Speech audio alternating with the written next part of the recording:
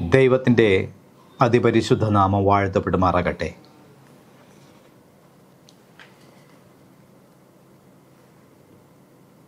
North Kerala section seventh day adventist YouTube ചാനലിലൂടെയുള്ള ശാബത്ത് school പഠനത്തിലേക്ക് ഏവരെയും സ്വാഗതം ചെയ്തുകൊള്ളുന്നു. കർത്താവിൻ്റെ വചനത്തിൽ നിന്ന് ചിന്തിക്കുവാൻ തക്കവണ്ണം, പഠിക്കുവാൻ തക്കവണ്ണം കടന്നു വന്ന എല്ലാ ദൈവമക്കളെയും കർത്താവ് ധാരാളമായിട്ട് അനുഗ്രഹിക്കുമാറാകട്ടെ എന്ന് ഞാൻ പ്രാർത്ഥിക്കുന്നു. കഴിഞ്ഞ ആഴ്ചയിൽ 8ാമത്തെ പാഠം ഇച്ഛ, സ്വാതന്ത്ര്യം, സ്നേഹം, ദൈവാധീനം എന്നുള്ളതായ പാഠം നമ്മൾ പഠിക്കുകയുണ്ടായി. ഈ ആഴ്ചയിൽ നമ്മൾ പഠിക്കുന്നത് 9ാമത്തെ പാഠമാണ്, പ്രാപഞ്ചിക പോരാട്ടം എന്നുള്ളതായ പാഠം. വൻ വിവാദം എന്നുള്ള വിഷയത്തെ ആസ്പദമാക്കിയാണ് ഈ ആഴ്ച നാം പഠിക്കുന്നത്. അതിനായി തിരഞ്ഞെടുത്തതായ വേദഭാഗങ്ങൾ മത്തായിയുടെ സുവിശേഷം 13-ാം അധ്യായം 24 മുതൽ 27 വരെയുള്ളതായ ഭാഗങ്ങൾ, ഉൽപ്പത്തി പുസ്തകം 1-ാം അധ്യായം 31, എസെക്കിയേൽ പ്രവചനം 28-ാം അധ്യായം അതിൻ്റെ 12 മുതൽ 19 വരെയുള്ളതായ ഭാഗം, യെശയ്യാ പ്രവചനം 14-ന്റെ 12 മുതൽ 15 വരെയുള്ളതായ ഭാഗം, മത്തായിയുടെ സുവിശേഷം 4-ാം അധ്യായം 1 മുതൽ 11 വരെയുള്ളതായ ഭാഗം, യോഹന്നാൻ എഴുതിയ സുവിശേഷം 8-ാം അധ്യായം 44-45 ഭാഗങ്ങൾ. ഈ വേദഭാഗങ്ങളാണ് ഈ വിഷയം തയ്യാറാക്കിയിരിക്കുന്നത്. മനഃപ്പാഠവാക്യം: ഞാൻ നിനക്കും സ്ത്രീക്കും നിന്റെ സന്തതിക്കും അവളുടെ സന്തതിക്കും തമ്മിൽ ശത്രുത്വമുണ്ടാക്കും. അവൻ നിന്റെ തല തകർക്കും, നീ അവൻ്റെ കുതികാൽ തകർക്കും. ഒരിക്കൽ കൂടി വായിക്കാം. ഞാൻ നിനക്കും സ്ത്രീക്കും നിന്റെ സന്തതിക്കും അവളുടെ സന്തതിക്കും തമ്മിൽ ശത്രുത്വമുണ്ടാക്കും. അവൻ നിന്റെ തല തകർക്കും, നീ അവൻ്റെ കുതികാൽ തകർക്കും. ഉൽപ്പത്തി പുസ്തകം 3-ാം അധ്യായം 15-ാം വാക്യം. നമുക്ക് കണ്ണുകളടച്ച് പ്രാർത്ഥിക്കാം. ഞങ്ങളെ സ്നേഹിക്കുകയും പരിപാലിക്കുകയും ചെയ്യുന്ന സ്വർഗീയ പിതാവേ, തിരുനാമത്തിന് നന്ദിയോടെ ഞങ്ങൾ സ്തുതിക്കുന്നു, സ്തോത്രം ചെയ്യുന്നു. അങ്ങയുടെ വചനം പഠിക്കുവാൻ അടിയങ്ങൾ ആഗ്രഹിക്കുന്നു. അങ്ങയുടെ കരങ്ങളിലേക്ക് ഞങ്ങളെ സമർപ്പിക്കുന്നു. അല്പസമയം അങ്ങയുടെ വചനത്താൽ അടിയങ്ങളെ ശക്തീകരിക്കണം. ഇന്ന് ഞങ്ങൾ കേൾക്കുന്ന വചനം, അതിൻ്റെ അർത്ഥവും ആഴവും ഗ്രഹിപ്പാൻ അടിയങ്ങളുടെ കണ്ണുകളെ അവിടുത്തെ ആത്മാവിനാൽ ശക്തീകരിക്കണമേ, പ്രകാശിപ്പിക്കുമാറാകണമേ എന്ന് പ്രാർത്ഥിക്കുന്നു. വചനം കേൾക്കുന്ന എല്ലാ ദൈവമക്കളെയും അങ്ങയുടെ കരങ്ങളിൽ സമർപ്പിക്കുന്നു. അങ്ങയുടെ ആത്മാവിനാൽ അവരെ നിയന്ത്രിക്കണമേ, ബലപ്പെടുത്തണമേ. നൂറുമേനി ഫലം പുറപ്പെടുവിക്കുവാൻ അങ്ങയുടെ ആത്മാവിനാൽ അവിടുന്ന് ബലപ്പെടുത്തണമേ എന്ന് പ്രാർത്ഥിക്കുന്നു. ഞങ്ങളെ ഓരോരുത്തരെയും അങ്ങയുടെ വരവിന് വേണ്ടി ഒരുക്കണമേ. അങ്ങ് ഞങ്ങളെ സ്നേഹിക്കുന്ന കൃപയ്ക്കായി സ്തോത്രം. അങ്ങയുടെ കരങ്ങളിൽ ഞങ്ങളെ സമർപ്പിക്കുന്നു. യേശു മൂലം താഴ്മയായി ചോദിക്കുന്നു. കൃപയോടെ കേൾക്കണം പരിശുദ്ധ പിതാവേ, ആമേൻ. തിരുവചനത്തിൽ കാണുന്ന പ്രധാന വിഷയങ്ങളിൽ ഒരു വിഷയമാണ് കർത്താവും സാത്താനും തമ്മിലുള്ളതായ വൻ പോരാട്ടം. സ്വർഗീയ ജീവികളും ദൈവവും തമ്മിലുള്ളതായ ഈ യുദ്ധത്തിൻ്റെ കഥ വചനത്തിൽ കാണുന്നുണ്ടെങ്കിലും അത് പ്രധാനപ്പെട്ട ആശയമാണെങ്കിലും പലപ്പോഴും പലരും ഈ ഒരു ആശയത്തെ ഉൾക്കൊള്ളുവാൻ കഴിയാതെ ഇരിക്കുന്നതായ ഒരു സാഹചര്യമാണ്, അല്ലെങ്കിൽ ഇത് തിരസ്കരിക്കപ്പെടുന്നതായ ഒരു സത്യമാണ്. എന്നാൽ ദൈവത്തിൻ്റെ തിരുവചനം പഠിക്കുകയാണെങ്കിൽ ഈ സത്യത്തെ നമുക്ക് തിരസ്കരിക്കുവാൻ കഴിയത്തില്ല.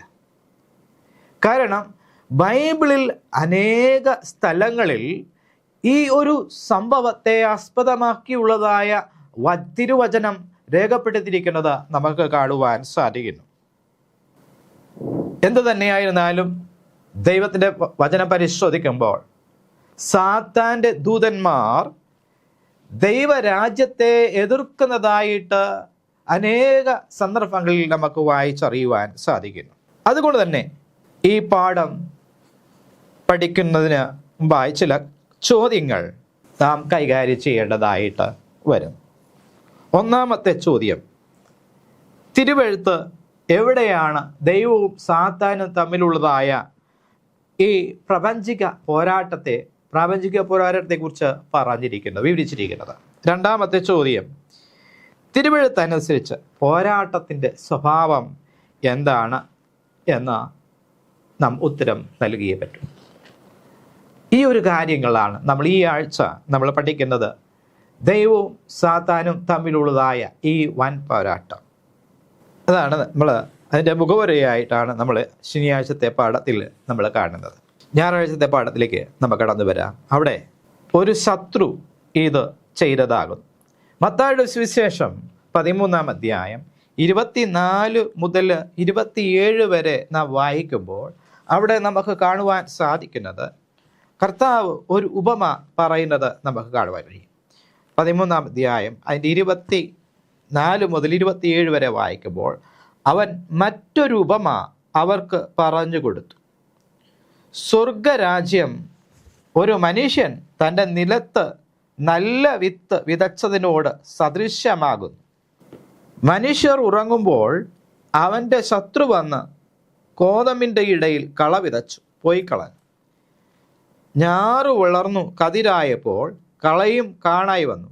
അപ്പോൾ വീട്ടുടയവൻ്റെ ദാസന്മാർ അവൻ്റെ അടുക്കൽ ചെന്ന്, യജമാനനെ, വയലിൽ നല്ല വിത്തല്ലയോ വിതച്ചത്? പിന്നെ കള എവിടെ നിന്ന് വന്നു എന്ന് ചോദിച്ചു. ഇത് ശത്രു ചെയ്തതാകുന്നു എന്ന് അവൻ അവരോട് പറഞ്ഞു.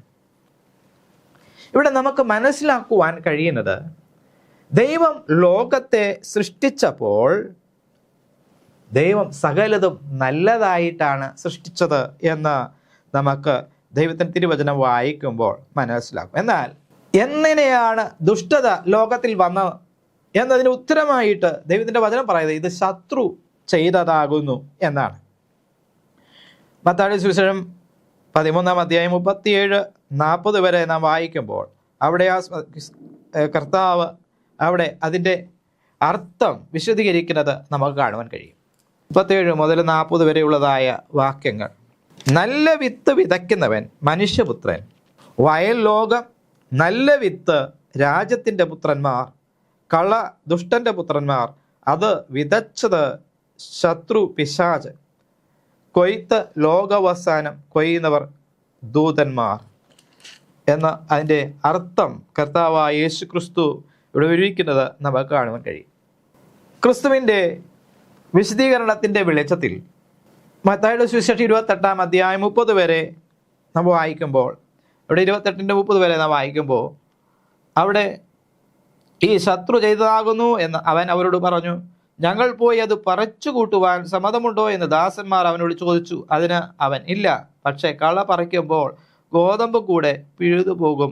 രണ്ടും കൂടെ കൊയ്ത്തോളം വളരട്ടെ. കൊയ്ത്ത് കാലത്ത് ഞാൻ കൊയ്യുന്നവരോട് മുമ്പേ കള പറിച്ചു കൂട്ടി ചുട്ടുകളയേണ്ടതിന് കെട്ടുകളായി കെട്ടുവാനും ഗോതമ്പൻ്റെ കളപ്പുരയിൽ കൂട്ടിവെപ്പാനും കൽപ്പിക്കുമെന്ന് പറഞ്ഞു. അപ്പോൾ ഇവിടെ നമുക്ക് കാണുവാൻ കഴിയുന്നത്, കള നട്ടത് ശത്രുവാണ്. ശത്രു എന്ന് പറയുന്നത് പിശാചാണ് എന്ന് അവിടെ വ്യക്തമായിട്ട് പറയുന്നു. നല്ല വിത്ത് വിതയ്ക്കുന്നവൻ അത് മനുഷ്യപുത്രനാണ് എന്ന് യേശു പറയുന്നു. മനുഷ്യപുത്രൻ ആരാണ് എന്ന ദൈവത്തിൻ്റെ തിരുവചനം നമ്മെ പഠിപ്പിക്കുന്നു. അത് യേശു ക്രിസ്തു ആകുന്നു എന്ന് തിരുവചനം നമ്മെ പഠിപ്പിക്കുന്നു. വയൽ ലോകമാണ്, കള വിതച്ചത് ശത്രുവായ പിശാചാണ്. ഇത് വ്യക്തമായിട്ടും ക്രിസ്തുവും സാത്താനും തമ്മിലുള്ളതായ ഒരു പോരാട്ടത്തെ സൂചിപ്പിക്കുന്നുവെന്ന് നമുക്കവിടെ കാണുവാൻ കഴിയും. അപ്പോൾ ഈ ലോകത്തിൽ നാം കാണുന്നതായ തിന്മ കൊണ്ടുവന്നത് ശത്രുവായ പിശാചാണ്. തിന്മ കൊണ്ടുവരുന്നത് ശത്രുവായ പിശാചാണ്. അതുകൊണ്ട് ഈ തിന്മയെ ദൈവത്തിന് വേണമെങ്കിൽ ആ തൽക്ഷണം അത് നശിപ്പിക്കാമായിരുന്നു. പക്ഷേ തിന്മയെ ദൈവം നശിപ്പിച്ചാൽ അതിനോടുകൂടെ നന്മയും നശിച്ചു പോകാൻ ഇടയുണ്ട് എന്ന് ദൈവം കണ്ടത് കൊണ്ടാണ്. അല്ലെങ്കിൽ ദുഷ്ടനെ നശിപ്പിക്കുമ്പോൾ നീതിമാനും കൂടെ അതിൻ്റെ കൂടെ നഷ്ടപ്പെട്ടു പോയേക്കാം എന്ന ചിന്തയോടെയാണ് ദൈവം ഉടനടി തിന്മയെ നശിപ്പിക്കാതിരുന്നത് എന്ന് നമുക്ക് ദൈവത്തിൻ്റെ വചനം പഠിക്കുമ്പോൾ മനസ്സിലാക്കുവാൻ കഴിയുന്നു. തിങ്കളാഴ്ചത്തെ പാഠത്തിലേക്ക് നമ്മൾ കടന്നു വരുമ്പോൾ അവിടെ ഭൂമിയിലെ പോരാട്ടത്തിൻ്റെ ആരംഭം എന്ന വിഷയത്തെ ആസ്പദമാക്കിയാണ്. മുമ്പ് നമ്മൾ പഠിച്ചതായ ഉപമയിൽ നല്ല വിത്ത് മാത്രമേ ദൈവം ഭൂമിയിൽ വിതച്ചുള്ളൂ എന്ന് നമുക്ക് കാണുവാൻ. നല്ല വിത്ത് മാത്രമേ ദൈവം ലോകത്തിൽ ഉണ്ടാക്കി, അല്ലെങ്കിൽ നന്മ മാത്രമേ ദൈവം ലോകത്തിൽ ഉണ്ടാക്കിയിരുന്നുള്ളൂ എന്ന് നമുക്ക് ആ ഒരു ഉപമയിൽ നിന്ന് നമുക്ക് മനസ്സിലാക്കുവാൻ സാധിക്കുന്നു. ഉൽപ്പത്തി പുസ്തകം 1-ാം അധ്യായം അതിൻ്റെ 31-ാം വാക്യം നാം വായിക്കുമ്പോൾ അവിടെ നമുക്ക് കാണുവാൻ കഴിയുന്നത്, താൻ ഉണ്ടാക്കിയതിനെയൊക്കെയും ദൈവം നോക്കി അതെത്രയും നല്ലത് എന്ന് കണ്ടു, സന്ധ്യയായി ഉഷസ്സുമായി 6-ാം ദിവസം. അപ്പോൾ ദൈവം 6-ാം ദിവസത്തിൽ തൻ്റെ വേലയെ എല്ലാം തികച്ച ശേഷം തൻ്റെ വേലയെ നോക്കി തൃപ്തനായി എന്ന് നമുക്ക് കാണുവാൻ കഴിയും. കാരണം അത് അങ്ങേയറ്റം തൃപ്തികരമായിരുന്നു, നല്ലതായിരുന്നു എന്ന് ദൈവം അവിടെ പറയുന്നു. നല്ലതെന്ന് ദൈവം കണ്ടു എന്നാണ് അവിടെ പറഞ്ഞിരിക്കുന്നത്. നല്ലതെന്ന് ദൈവം കണ്ടു. അപ്പോൾ ദൈവത്തിൻ്റെ തിരുവചനം പല ഭാഗങ്ങളിലും പറയുന്നത് ദൈവം ഉണ്ടാക്കിയതൊക്കെയും നല്ലതായിരുന്നു, അവിടെ തിന്മയുണ്ടായിരുന്നില്ല, എല്ലാം ദൈവവുമായിട്ട് ദൈവ സ്നേഹത്തിൽ വസിച്ചിരുന്നതായ ഒരു ഭൂമിയാണ്, സമാധാനത്താൽ നിറഞ്ഞതായ ഒരു ഭൂമിയാണ്, അന്ധകാരം ലവലേശം ഉണ്ടായിരുന്നില്ല എന്ന് നമുക്ക് കാണാൻ കഴിയും. നന്മ മാത്രം എങ്ങും വിളങ്ങിയിരുന്നതായ ഒരു ലോകം, കണ്ണുനീരോ ദുഷ്ടതയോ മുറവിളിയോ ഒന്നും ഇല്ലാത്തതായ ഒരു ലോകം, സന്തോഷവും സമാധാനവും വിളങ്ങിയിരുന്നതായ ഒരു ലോകം എന്ന് നമുക്ക് കാണുവാൻ കഴിയും. എന്നാൽ എങ്ങനെയാണ് ഈ നന്മ മാത്രം ഉണ്ടായിരുന്നതായ ഈ ഭൂമിയിൽ തിന്മ അധിവസിച്ചത്? അതാണ് നമ്മൾ ഇന്ന് മനസ്സിലാക്കേണ്ടതായിട്ട് ഉള്ളത്. അതിന് ദൈവത്തിൻ്റെ വചനം വെളിച്ചം നമുക്ക് നൽകുന്നത്. ഉൽപ്പത്തി പുസ്തകം 3-ാം അധ്യായം 1 മുതൽ 7-ാം വാക്യം നാം വായിക്കുമ്പോൾ അവിടെ മനുഷ്യൻ്റെ വീഴ്ചയെക്കുറിച്ച് അവിടെ പറഞ്ഞിരിക്കുന്നു. നമുക്കറിയാം, ഉൽപ്പത്തി പുസ്തകം നാം വായിക്കുമ്പോൾ ദൈവം സകലത്തെയും ഉണ്ടാക്കി നല്ലതെന്ന് ദൈവം കണ്ടു. മനുഷ്യന് വസിപ്പാൻ ഒരു തോട്ടമുണ്ടാക്കി. ആ തോട്ടത്തിൻ്റെ പേര് ഏദൻ തോട്ടം എന്നായിരുന്നു. ഏദൻ തോട്ടത്തിൻ്റെ വിശേഷതകളൊക്കെ നമുക്ക് ഉൽപ്പത്തി പുസ്തകത്തിൽ നിന്ന് വർണ്ണിക്കുന്നത് കാണുവാൻ അത്രമാത്രം മനോഹരമായിരുന്നു ആ തോട്ടം. എന്നാൽ ആ തോട്ടത്തിന് നടുവിൽ ദൈവം ഒരു വൃക്ഷം നട്ടു, നന്മ തിന്മകളുടെ വൃക്ഷം എന്ന് നമ്മൾ പറയും. നന്മ തിന്മകളുടെ വൃക്ഷം. ദൈവം മനുഷ്യരോട് പറയും, തോട്ടത്തിന്റെ നടുവിലെ വൃക്ഷഫലം തിന്നരുത്, തിന്നുന്ന നാളിൽ നീ മരിക്കും എന്ന് ദൈവം മനുഷ്യനോട് പറഞ്ഞു. നമ്മൾ 3-ാം അധ്യായം 1 മുതൽ 7 വരെ നാം വായിക്കുമ്പോൾ നമ്മളിവിടെ കാണുന്നത് ഒരു പാമ്പിനെ കുറിച്ചാണ്.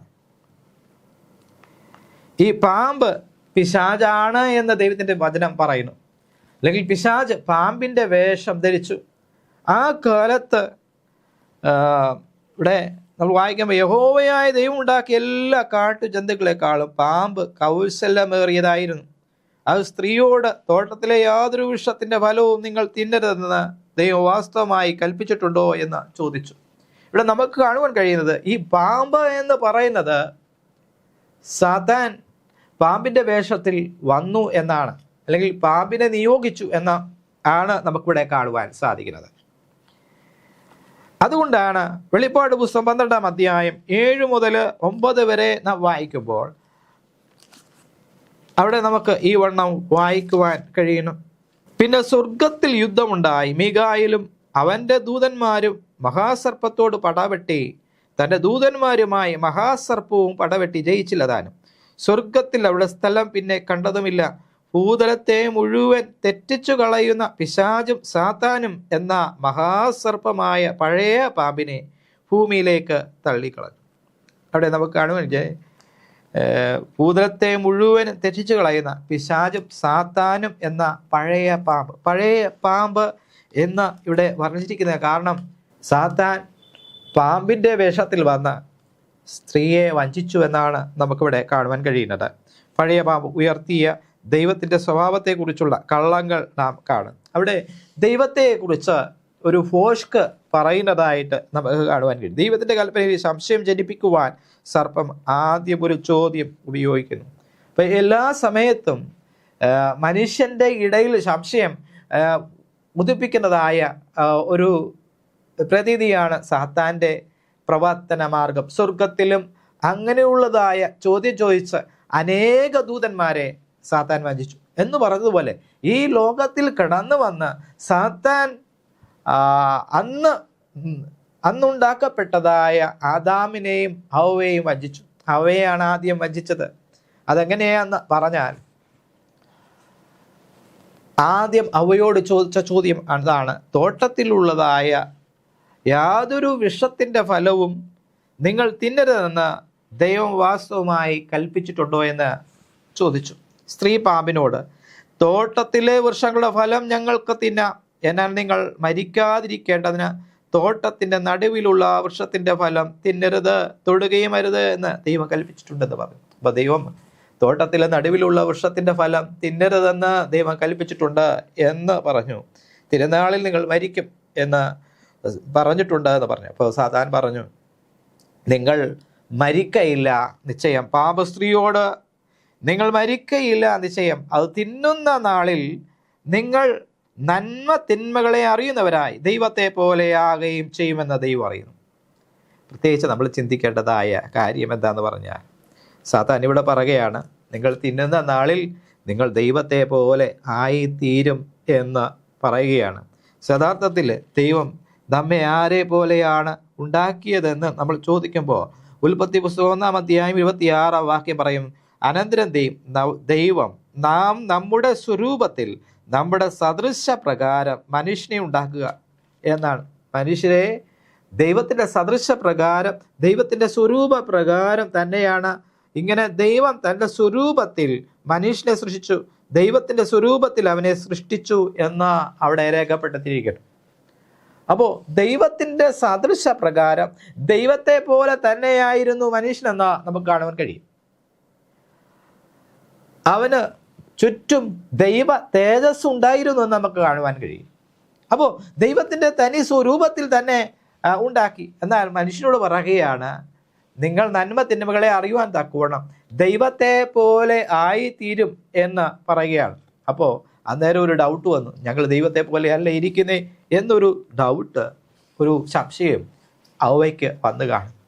മാത്രമല്ല, ദൈവം അതിശക്തനാണ്, അപ്പോൾ അതേപോലെ ശക്തിയുള്ളവരായി തീരുമെന്നും ചിലപ്പോൾ ഹവ്വ പ്രതീക്ഷിച്ച് കാണും.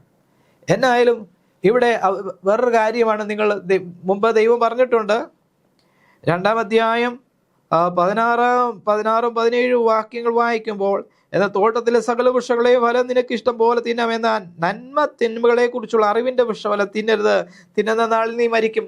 അപ്പോൾ തിന്നുന്ന നാളിൽ മരിക്കും, തിന്നാതിരുന്നാൽ അവൻ ജീവിക്കും എന്നാണ് അതിൻ്റെ അർത്ഥം. അപ്പോൾ ദൈവത്തെ പോലെ തന്നെയാണ് മനുഷ്യനെ ദൈവം ഉണ്ടാക്കിയത് എന്ന് ഇവിടെ നമുക്ക് കാണുവാൻ കഴിയും. ദൈവം മാത്രമാണ് അമർത്യനായിട്ടുള്ളത്. മനുഷ്യൻ മർത്യനായി തീർന്നത് പാപം ചെയ്തത് മൂലമാണ്. അപ്പോൾ ദൈവത്തെ പോലെ തന്നെ മനുഷ്യനെ ദൈവം ഉണ്ടാക്കി, അവന് വ്യവസ്ഥയിൻ പടയിലുള്ളതായ അമർത്യത ദൈവം നൽകുകയും ചെയ്തു. ഇവിടെ സാത്താൻ പറയുകയാണ്, നിങ്ങൾ മരിക്കയില്ല നിശ്ചയം, നിങ്ങൾ തിന്നുന്ന നാളിൽ നിങ്ങൾ ദൈവത്തെ പോലെ ആവുന്നു. അപ്പോൾ ഇതിൽ ഒരു ചെറിയൊരു ക്ലാഷ് ഉണ്ട്. എന്താണെന്നറിയാമോ? ഹവ്വയെ ആദ്യം സംശയിപ്പിക്കുകയാണ്. അതായത് ദൈവം പറഞ്ഞതൊന്നും ശരിയല്ല, ഈ വൃക്ഷഫലം തിന്നാൽ നിങ്ങൾ മരിക്കത്തില്ല. ദൈവം വിചാരിക്കുന്നത് ദൈവത്തിൻ്റെ സ്ഥാനം എടുത്തെങ്കിലോ എന്നുള്ള വിഷയത്താണ്. അല്ലെങ്കിൽ സാധാരണ മെയിനായിട്ടുള്ള ചിന്ത ദൈവത്തിൻ്റെ പൊസിഷൻ അല്ലെങ്കിൽ സ്ഥാനം തട്ടിയെടുക്കുക എന്ന ഉദ്ദേശത്തിലാണ് സാധാരണ ഇരിക്കുന്നത്. എന്നാൽ ഇവിടെ മനുഷ്യർ ദൈവത്തിൻ്റെ ആ പൊസിഷൻ തട്ടിയെടുത്തെങ്കിലോ എന്ന് വിചാരിച്ചിട്ടാണ് ദൈവം ഇങ്ങനെ പറഞ്ഞതെന്നാണ് ഇപ്പോൾ ഹവ്വയോട് പറഞ്ഞത്. ദൈവത്തെ പോലെ ആയി തീരുമെന്ന് ദൈവം അറിയുന്നു, അതുകൊണ്ടാണ് ഈ വൃക്ഷഫലം പറിച്ചു തിന്നതെന്ന് ദൈവം പറഞ്ഞത്. സത്യത്തിൽ ഹവ്വയെയും ആദാമിനെയും ദൈവത്തിൻ്റെ തനി സ്വരൂപത്തിൽ അമർത്യതയോടുകൂടെ അല്ലെങ്കിൽ വ്യവസ്ഥയിന് പടിയുള്ള അമർത്യതയോടുകൂടെ ദൈവം അവരെ നിർമ്മിച്ചു എന്ന വിശുദ്ധ ഗ്രന്ഥത്തിൽ നമുക്ക് കാണുവാൻ കഴിയണം. തുടർന്ന് നാം വായിക്കുമ്പോൾ നമുക്കവിടെ കാണുവാൻ കഴിയുന്നത്,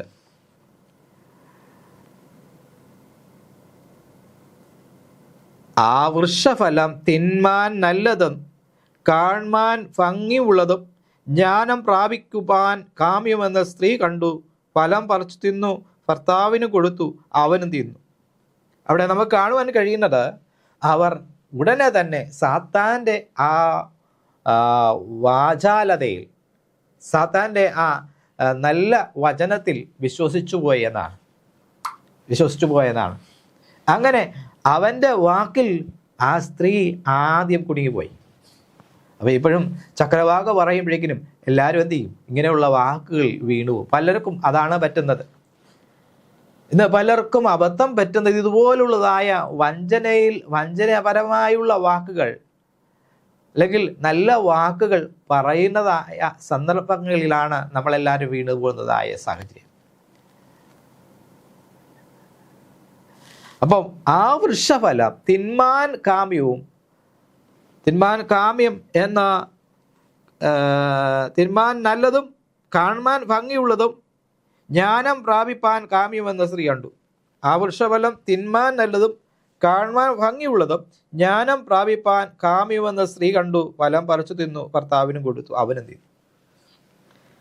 അങ്ങനെ ഇരുവരും പാപം ചെയ്തു. ഉടനെ ഇരുവരുടെയും കണ്ണു തുറന്നു, തങ്ങൾ നഗ്നരെന്ന് അവർ അറിഞ്ഞു. അപ്പോൾ എന്താ സംഭവിച്ചത്? അവർ വൃക്ഷഫലം പറിച്ചു കഴിഞ്ഞപ്പോൾ അവരെ ചുറ്റും വസ്ത്രമായി ഇരുന്നതായ ദൈവിക തേജസ് അവർക്ക് നഷ്ടപ്പെട്ടു. ദൈവിക വലയം അവർക്ക് നഷ്ടപ്പെട്ടു. അവർ നഗ്നരെന്ന് അവരറിഞ്ഞു. ഈ നഗ്നരെന്ന് അവരറിയുക എന്ന് പറഞ്ഞാൽ അവരുടെ പാപാവസ്ഥയെക്കുറിച്ച് അവർക്ക് മനസ്സിലായി എന്നാണ്. അവരുടെ കണ്ണ് തുറന്നു. അവർ വഞ്ചിക്കപ്പെട്ടു എന്ന് അവർക്ക് ഉറപ്പായി. ഉടനെ ഇരുവരുടെയും കണ്ണു തുറന്നു, തങ്ങൾ നഗ്നരെന്ന് അവരറിഞ്ഞു, അത്തിയില കൂട്ടി തുന്നി, തങ്ങൾ കരയാട ഉണ്ടാക്കി എന്നാണ് നമുക്കവിടെ കാണുവാൻ.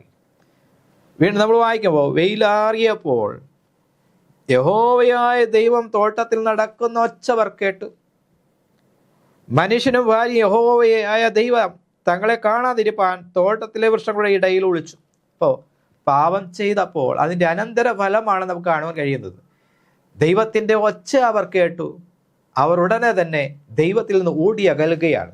അപ്പോൾ നമ്മളൊരു കുറ്റം ചെയ്തു കഴിഞ്ഞാൽ നമുക്ക് ആരുടെ മുഖത്ത് നോക്കുവാൻ സാധിക്കില്ല, തല നിവർത്തി നടക്കുവാൻ നമുക്ക് സാധിക്കില്ല. നാം സത്യമുള്ളവരാണെങ്കിൽ നമുക്ക് നിവർത്തി നടക്കുവാൻ തക്കവണ്ണം നമുക്ക് സാധിക്കും. ഇവിടെ പാപം ചെയ്യുമ്പോൾ, തെറ്റ് ചെയ്യുമ്പോൾ നമ്മൾ എന്ത് ചെയ്യും? ഓടി ഒളിക്കും. അതാണ് നമുക്കിവിടെ കാണുവാൻ കഴിയുന്നത്.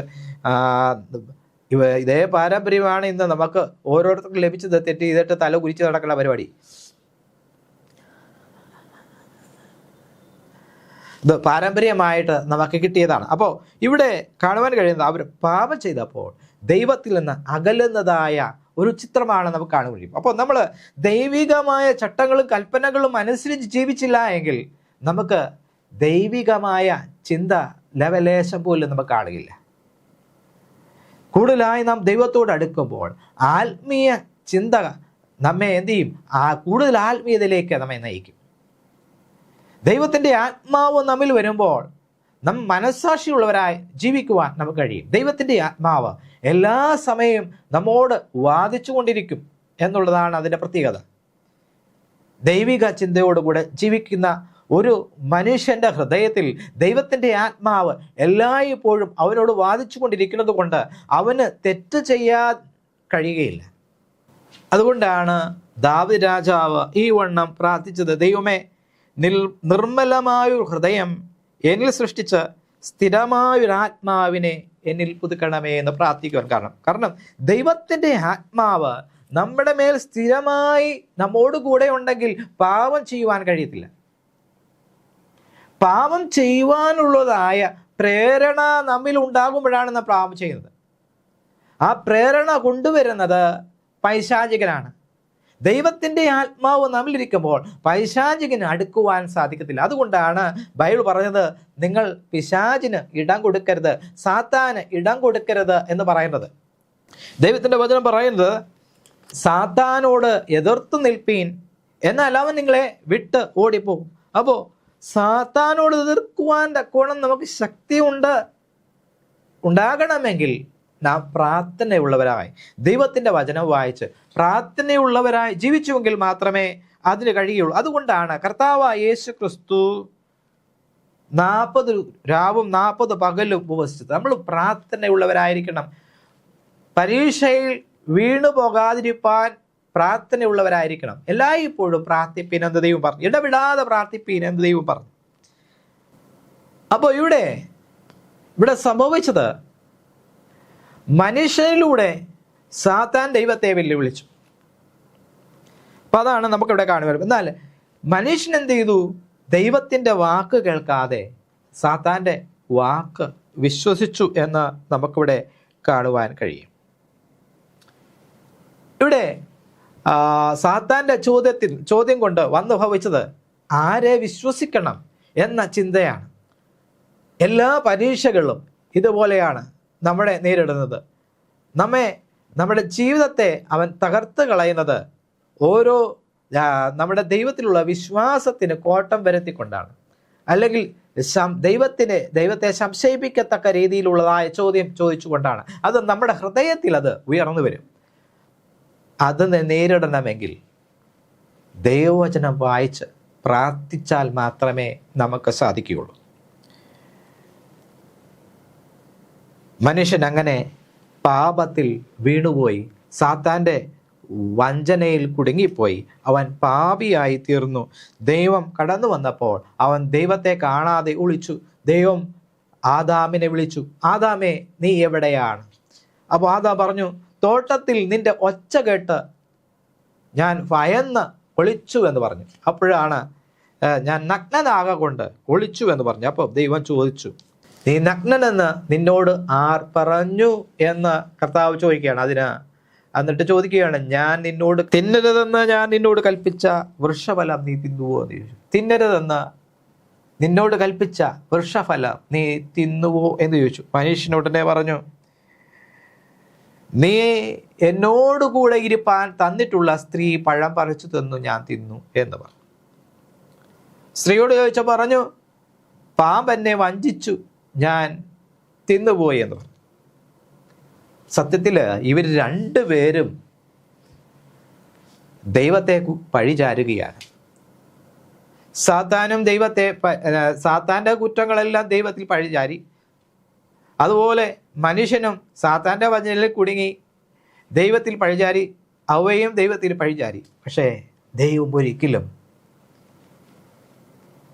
ഒരിക്കലും ക്രൂരനായിരുന്നില്ല എന്ന് നമുക്ക് അടങ്ങണം. ഇതാണെങ്കിൽ ആ സന്ദർഭത്തിൽ തന്നെ രണ്ടുപേരെയും ദൈവത്തിന് നശിപ്പിച്ചിട്ട് വേറെ ആദാമിനെ അവയെയും അവിടെ ഉണ്ടാക്കാമായിരുന്നു. ദൈവം അത് ചെയ്തില്ല. തൻ്റെ സൃഷ്ടിയോട് ദൈവത്തിന് പ്രത്യേക താല്പര്യമുണ്ട് എന്ന് ദൈവത്തിൻ്റെ വചനം പറയുവാൻ കാരണം അതാണ്.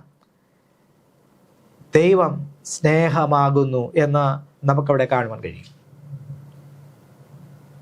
ആദ്യമായി അവരുടെ പാപങ്ങൾക്ക് മറുവിലയായി കർത്താവ് കാൽവറി യാഗമായി തീരുമെന്നുള്ളതായ സൂചന ഉൽപ്പത്തി പുസ്തകം 3-ാം അധ്യായം 15 നമുക്ക് കാണുവാൻ കഴിയും. ഈ ഒരു വാക്യമാണ് ആദ്യത്തെ സുവിശേഷം എന്ന് പറയുന്നത്. ആദ്യത്തെ സുവിശേഷം എന്ന് പറയുന്നത് ഈ ഉൽപ്പത്തി പുസ്തകം 3-ാം അധ്യായം 15-ാം വാക്യമാണ്. അതിന് ഇംഗ്ലീഷിൽ പ്രോട്ടോ ഇവാഞ്ചലിസം എന്ന് പറയും.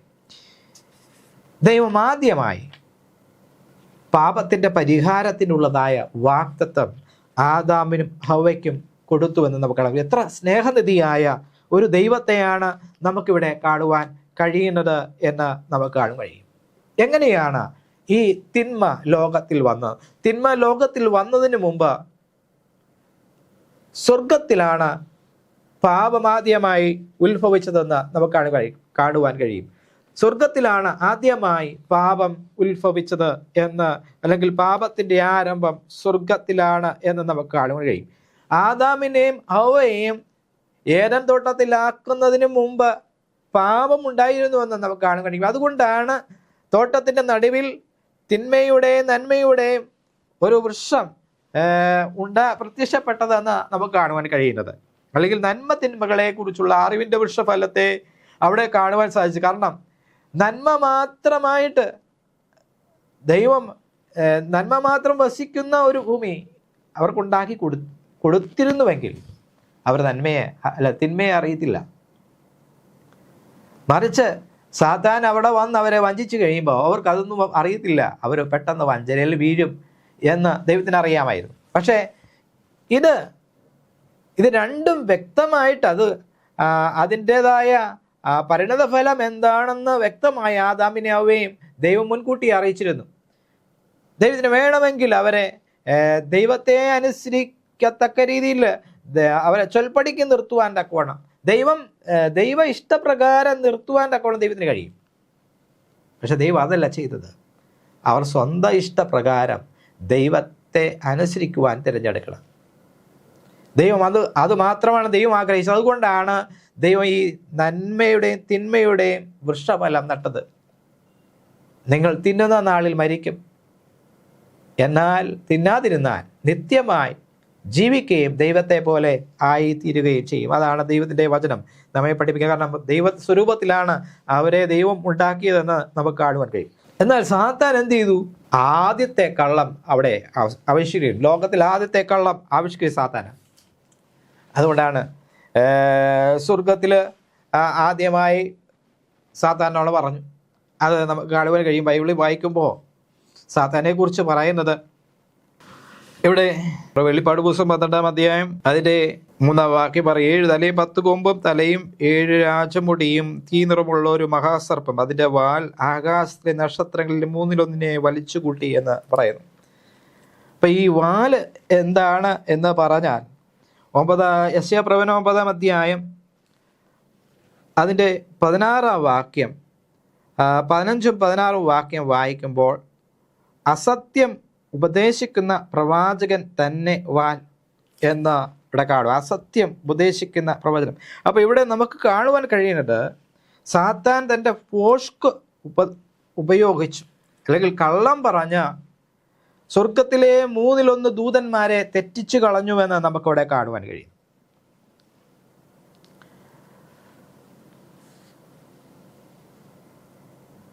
അപ്പോൾ അവൻ കള്ളം പറയുന്നതിൻ്റെ കാരണവും ദൈവമാണെന്നാണ് സാത്താൻ പറയുന്നത്.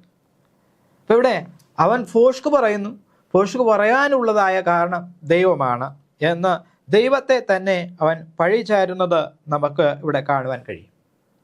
12-ാം അധ്യായത്തിൽ നമുക്ക് ആ പഴയ പാമ്പിനെ അല്ലെങ്കിൽ സാത്താനെ കുറിച്ച് അവിടെ വർണ്ണിച്ചിരിക്കുന്നത് നമുക്ക് കാണുവാൻ കഴിയും. ഈ സാത്താനെ കുറിച്ച് പഠിക്കുമ്പോൾ സാത്താൻ എങ്ങനെയാണ് ഉണ്ടായത്? സാത്താൻ ദൈവത്തിൻ്റെ ഒരു സൃഷ്ടിയാണ്. നമ്മൾ വചനം പഠിക്കുമ്പോൾ ദൈവം എല്ലാം നന്മ മാത്രമേ ചെയ്യുന്നുള്ളൂ. എങ്ങനെയാണ് ഈ തിന്മ ഉണ്ടായത് എന്ന് നമ്മൾ ചിന്തിക്കുമ്പോൾ ആദ്യമായി പാപം ഉത്ഭവിച്ച സ്വർഗത്തിലാണ് എന്ന് നമ്മൾ മനസ്സിലാക്കുന്നു. അപ്പോൾ പാപം ഉത്ഭവിക്കുവാനുള്ള കാരണം സ്വർഗത്തിലെ ഒരു ദൂതനായിരുന്നു. ഈ ദൂതന്റെ പ്രത്യേകത എന്താണെന്ന് ദൈവത്തിൻ്റെ വചനം നമ്മളോട് പറയുന്നുണ്ട്. എസെക്കിയേൽ പ്രവചനം 28-ാം അധ്യായം അതിൻ്റെ 12 മുതൽ നാം വായിക്കുമ്പോൾ, എസെക്കിയേൽ പ്രവചനം 28-ന്റെ 12 മുതൽ നാം വായിക്കുമ്പോൾ അവിടെ നമുക്ക് കാണുവാൻ കഴിയുന്നത്, മനുഷ്യപുത്ര, നീ രാജാവിനെ കുറിച്ചൊരു വിലാപം തുടങ്ങി അവനോട് പറയേണ്ടത്, യഹോവയായ കർത്താവ് ഈ പ്രകാരം അരുളി ചെയ്യുന്നു, നീ മാതൃകാമുദ്രയാകുന്നു, നീ ജ്ഞാനസമ്പൂർണനും സൗന്ദര്യ സമ്പൂർണനും തന്നെ. നീ ദൈവത്തിൻ്റെ തോട്ടമായ ഏദനിലായിരുന്നു. താമ്രമണി, പീതരത്നം, വജ്രം, പുഷ്പരാഗം, ഗോമേതകം, സൂര്യകാന്തം, നീലക്കല്ല്, മാണിക്യം, മരതകം മുതലായ സകല രത്നങ്ങളും നിന്നെ മൂടിയിരുന്നു. നിന്നെ തീർത്ത നാളിൽ നിന്നിലുള്ള തടകളുടെയും കൂടുകളുടെയും പണി പൊന്നുകൊണ്ടുള്ളതായിരുന്നു. നീ ചിറക് വിടർത്തി മറയ്ക്കുന്ന കെരൂബാകുന്നു. ഞാൻ നിന്നെ വിശുദ്ധ ദേവ പർവ്വതത്തിലിരുത്തിയിരുന്നു. നീ അഗ്നിമയ രഥങ്ങളുടെ മധ്യേ സഞ്ചരിച്ചു പോന്നു. വളരെ വ്യക്തമായിട്ട് ദൈവത്തിൻ്റെ വചനം പറയുന്നത് ലൂസിഫർ എന്ന ഒരു മാലാഖയാണ് കുറിച്ചാണ്. ലൂസിഫർ ഒരു കെരൂബാണ്. ലൂസിഫർ എന്ന പേരിൻ്റെ അർത്ഥം തന്നെ വെളിച്ച വാഹകൻ, ലൈറ്റ് ബിയറർ എന്നാണ് ഇതിൻ്റെ അർത്ഥം. വെളിച്ചവാഹകൻ. അങ്ങനെ വെളിച്ച വാഹകനായിരുന്നതായ ലൂസിഫർ ഒരു കെരൂബായിരുന്നു.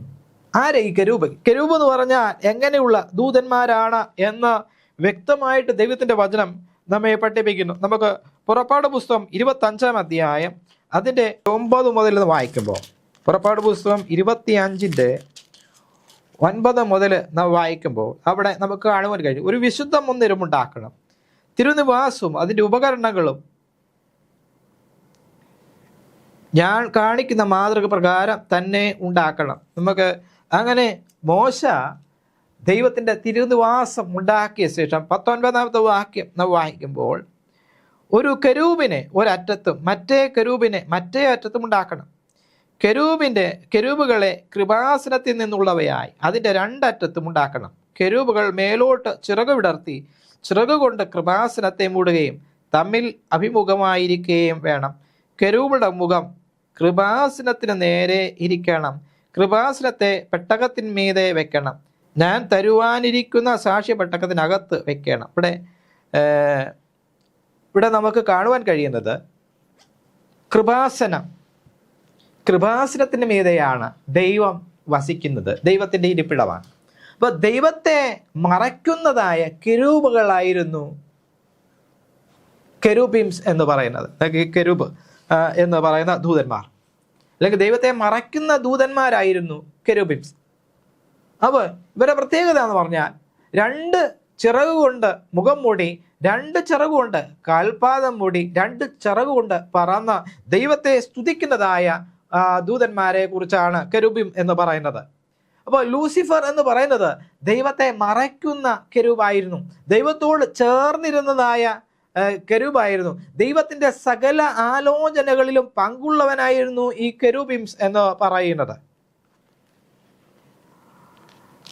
അവർ രാപ്പകൽ ദൈവത്തെ സ്തുതിച്ചു കൊണ്ടിരിക്കുന്നതായ രാപ്പകൽ ദൈവത്തെ സ്തുതിക്കുന്നവരായിരുന്നുവെന്ന് ദൈവത്തിന്റെ വചനം നമ്മെ പഠിപ്പിക്കുന്നു. യെശയ്യാ പ്രവചനം 6-ാം അധ്യായം അതിൻ്റെ 3-ാം വാക്യം വായിക്കുമ്പോൾ അവിടെ നമുക്ക് കാണുവാൻ കഴിയുന്നത്, ഒരുത്തൻ സൈന്യനോട് യഹോവ പരിശുദ്ധൻ പരിശുദ്ധൻ എന്ന സർവ്വഭൂമി അവൻ്റെ മഹത്വം കൊണ്ട് നിറഞ്ഞിരിക്കുന്നുവെന്ന് ആർത്തു പറഞ്ഞു.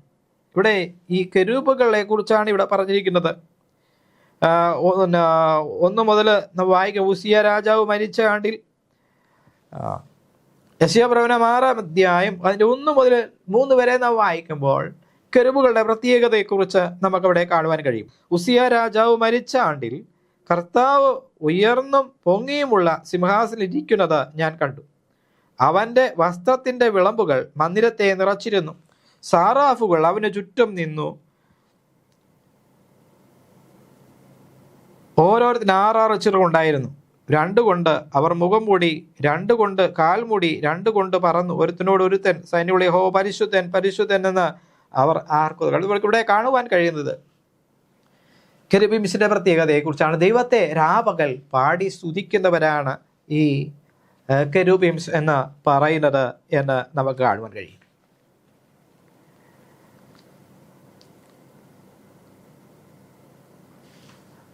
അപ്പൊ എന്താണ് ഇവിടെ സംഭവിച്ചത്? സാത്താനെ അല്ലെങ്കിൽ ലൂസിഫർ ആകുന്നതിന് മുമ്പ് ലൂസിഫർ ഒരു കെരൂബിമായിരുന്നു, ദൈവത്തെ മറയ്ക്കുന്ന കെരൂബായിരുന്നു. ദൈവം തന്നെ പറയുന്നത്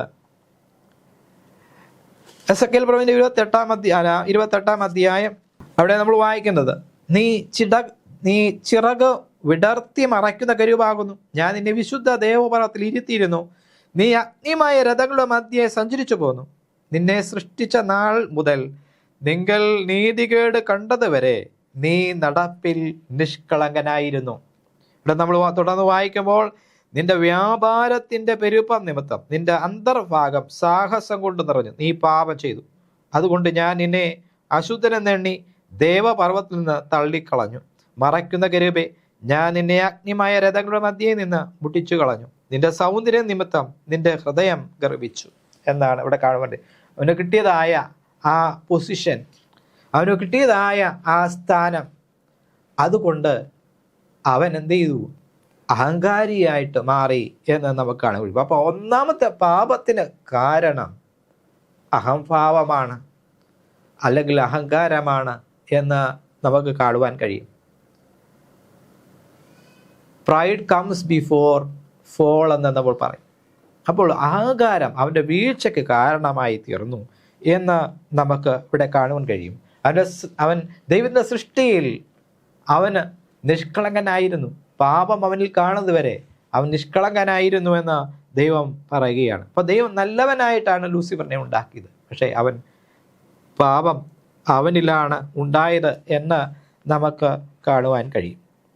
ഇവിടെ ലൂസിഫറിന്റെ പാപം തെറ്റ് എന്ന് പറയുന്നത് അവൻ ദൈവത്തെ പോലെ ആയിത്തീരുവാൻ ശ്രമിച്ചു.